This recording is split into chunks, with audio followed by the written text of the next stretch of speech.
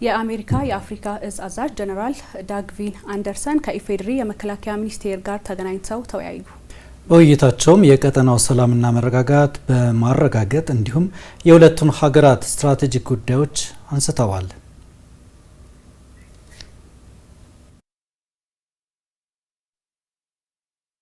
በጋራ ልንሰራቸው የሚገቡ አዳዲስ ጉዳዮች ላይ መክረናል። ከዚህ ባለፈው እዚህ መተው ከነበሩበት ወዲህ ምን እንደተጨመረና አዳዲስ በጋራ የምንሰራባቸው ኤሪያዎችን በመምረጥ እነዚህን ነገሮች ቶሎ ወደ ስራ የማስገባት ሂደቱ ላይ ተወያይተናል።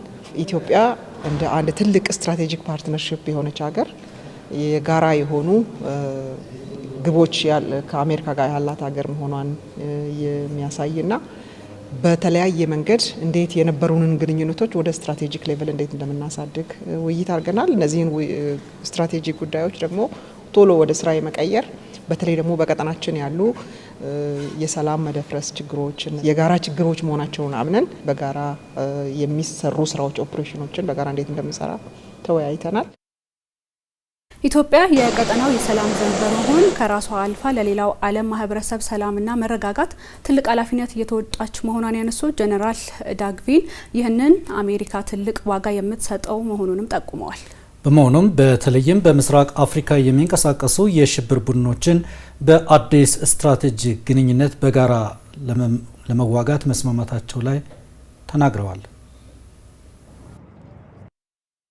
ኢትዮጵያና አሜሪካ የነበራቸው ግንኙነት በተለይ ደግሞ በቅርቡ አሜሪካ ባመጣቸው አዲስ የትብብር ስትራቴጂዋ መሰረት ኢትዮጵያ እንደ አንድ ትልቅ የአሜሪካ አጋር ሆና በተለያዩ በኢኮኖሚውም፣ በዲፕሎማሲውም፣ በፖለቲካውም፣ በጸጥታውም ዘርፍ በጋራ እንዴት እንደሚሰራ እና በተለይ ደግሞ በጸጥታው ዘርፍ ኢትዮጵያ የቀጠናው የሰላም አስከባሪ ኃይል ሆና አሁንም የዚህን ቀጠና ሰላም የማስከበር አቅምና ቁመና ያላት ሀገር መሆኗን በማመን ኢትዮጵያ የሚያስፈልጓትን የአቅም ግንባታ ስራዎች፣ ሌሎች በርካታ ትብብሮችን በጋራ ለመስራትና በእኩሌታ ላይ የተመሰረተ ትብብር እንደሚኖረን ውይይት አድርገናል።